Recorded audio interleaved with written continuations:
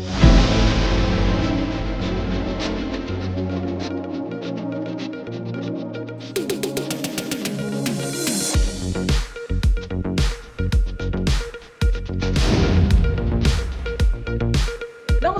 ವಿಶ್ವಾನಿ ಟಿವಿಗೆ ಸ್ವಾಗತ.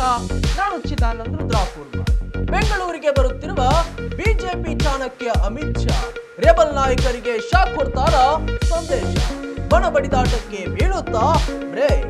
ಹೌದು, ರಾಜ್ಯ ಬಿಜೆಪಿ ಪಾಳೆಯದಲ್ಲಿ ಇದೀಗ ಮಣಿಯೊಂದು ಬಹಳಷ್ಟು ಮಾಧ್ಯಮಗಳಾಗಿವೆ. ಮಾತಿಗೆ ಲಂಗು ಲಗಾಮಿಲ್ಲದೆ ಮಾತನಾಡುತ್ತಿರುವ ಕೇಸರಿ ಲೀಡರ್ಸ್ ಮಾತುಗಳು ಕಮಲವನ್ನ ಮುದುಡುವಂತೆ ಮಾಡಿದೆ. ಬಾಯಿಗೆ ಬಂದಂತೆ ಕಚ್ಚಾಡಿಕೊಳ್ಳುತ್ತಿದ್ದಾರೆ ಬಿಜೆಪಿಯ ಭಿನ್ನಮತೀಯರು.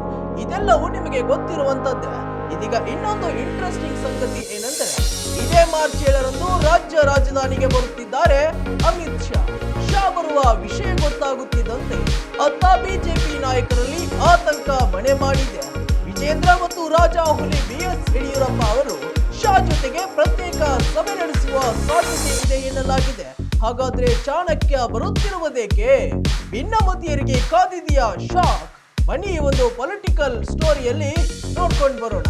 ಕಳೆದ ಕೆಲ ತಿಂಗಳುಗಳಿಂದ ರಾಜ್ಯ ಬಿಜೆಪಿ ಪಾಳೆಯದಲ್ಲಿ ನಡೆಯುತ್ತಿರುವ ಮುಸುಕಿನ ಗುದ್ದಾಟ ತಾರಕಕ್ಕೇರಿದೆ. ಇದೀಗ ಈ ಕದನ ಸಂಗ್ರಾಮ ಕೊನೆಯ ಹಂತಕ್ಕೆ ಬಂದು ತಲುಪಿದೆ.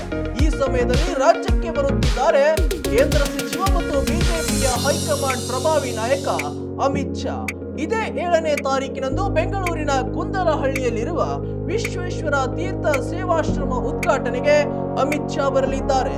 ಈ ಒಂದು ಕಾರ್ಯಕ್ರಮದಲ್ಲಿ ಬಿಜೆಪಿ ರಾಜ್ಯಾಧ್ಯಕ್ಷ BY ವಿಜೇಂದ್ರ ಮತ್ತು ಭಿನ್ನರ ಗುಂಪಿನ ಮಾಸ್ಟರ್ ಮೈಂಡ್ ಅರವಿಂದ್ ಲಿಂಬಾವಳಿ ಕೂಡ ಹಾಜರಿರುವ ಮೂಲಕ ಬಹಳ ಕುತೂಹಲ ಕೆರಳಿಸುವಂತೆ ಮಾಡಿದೆ. ಅಮಿತ್ ಶಾ ಅವರ ಪ್ರವಾಸದ ಪಟ್ಟಿಯಲ್ಲಿ ನೋಡುವುದಾದ್ರೆ ಈ ಕಾರ್ಯಕ್ರಮ ಪಟ್ಟಿ ಬಿಟ್ಟು ಬೇರೆ ಯಾವ ಸಭೆಗಳು ಕೂಡ ಇಲ್ಲ.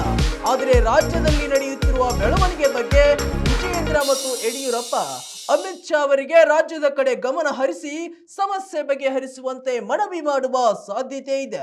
ಇನ್ನು ವಿಜೇಂದ್ರ ಖುದ್ದಾಗಿ ಶಾ ಭೇಟಿ ಮಾಡಿ ಬಿಜೆಪಿ ಪಕ್ಷದ ವತಿಯಿಂದ ನಡೆಯುತ್ತಿರುವ ಸಂಘಟನೆ ಮತ್ತು ಸದಸ್ಯತ್ವ ಅಭಿಯಾನದ ಮಾಹಿತಿಯನ್ನ ನೀಡಲಿದ್ದಾರೆ ಎಂದು ಹೇಳಲಾಗುತ್ತಿದೆ.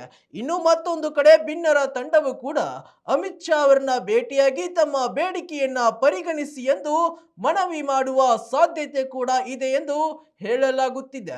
ಅಮಿತ್ ಶಾ ಆಗಮನದ ಬೆನ್ನಲ್ಲೇ ರಾಜ್ಯದಲ್ಲಿ ರಾಜಕೀಯ ಚಟುವಟಿಕೆ ಗರಿಗೆದರಿದೆ. ಎರಡು ಬಣಗಳ ನಾಯಕರು ಅಮಿತ್ ಶಾ ಭೇಟಿ ಮಾಡಲು ಕಾಯುತ್ತಿದ್ದಾರೆ. ಶಾ ರಾಜ್ಯಕ್ಕೆ ಆಗಮಿಸುತ್ತಿರುವುದರಿಂದ ಕೆಲ ನಾಯಕರಿಗೆ ಡವಡವ ಶುರುವಾಗಿದೆ. ಆದರೆ ಮತ್ತೊಂದು ಮೂಲಗಳ ಪ್ರಕಾರ ಅಮಿತ್ ಶಾ ಅವರ ಕಾರ್ಯವೈಖರಿ ನೋಡಿದ್ರೆ ಅವರು ಯಾವತ್ತೂ ದುಡುಕಿನ ನಿರ್ಧಾರಕ್ಕೆ ಕೈ ಹಾಕುವರಲ್ಲ. ಮತ್ತು ರಾಜ್ಯದಲ್ಲಿ ಇಷ್ಟೆಲ್ಲ ಬೆಳವಣಿಗೆ ನಡೆದರೂ ಕೂಡ ಅಮಿತ್ ಶಾ ಆಗ್ಲಿ ಹೈಕಮಾಂಡ್ ಆಗ್ಲಿ ಸುಮ್ಮನಿರುವುದಕ್ಕೆ ನಾನಾ ತಂತ್ರಗಾರಿಕೆ ಇರುತ್ತದೆ. ಇದೇ ಕಾರಣದಿಂದ ಕಾದು ನೋಡುವ ತಂತ್ರಕ್ಕೆ ಹೋಗಿ ಆಮೇಲೆ ಒಂದು ನಿರ್ಧಾರಕ್ಕೆ ಬರೋಣ ಎನ್ನುವ ಹಾಗಾಗಿದೆ ಅಮಿತ್ ಶಾ ಲೆಕ್ಕಾಚಾರ. ಹಾಗಾಗಿ ಅಮಿತ್ ಶಾ ಬೆಂಗಳೂರಿಗೆ ಬಂದಾಗ ರಾಜ್ಯ ಬಿಜೆಪಿಯ ಎಲ್ಲ ಸಮಸ್ಯೆಗಳು ಬಗೆಹರಿಯುತ್ತೇವೆ ಎನ್ನುವುದು ಹಾಗಿಲ್ಲ. ಆದರೆ ಕೆಲವೊಂದಿಷ್ಟು ಸೂಚನೆಯನ್ನ ಅಮಿತ್ ಶಾ ರಾಜ್ಯ ನಾಯಕರಿಗೆ ನೀಡುವುದು ಪಕ್ಕ. ಅಮಿತ್ ಶಾ ರಾಜ್ಯ ಭೇಟಿ ಹೇಗಿರಲಿದೆ, ಯಾವೆಲ್ಲ ನಾಯಕರಿಗೆ ಏನೇನ್ ಸಂದೇಶ ರವಾನಿಸಲಿದ್ದಾರೆ ಎಂಬುದರ ಬಗ್ಗೆ ಶಾ ಬಂದು ಹೋಗುವ ತನಕ ಕಾದು ನೋಡಬೇಕಾಗಿದೆ.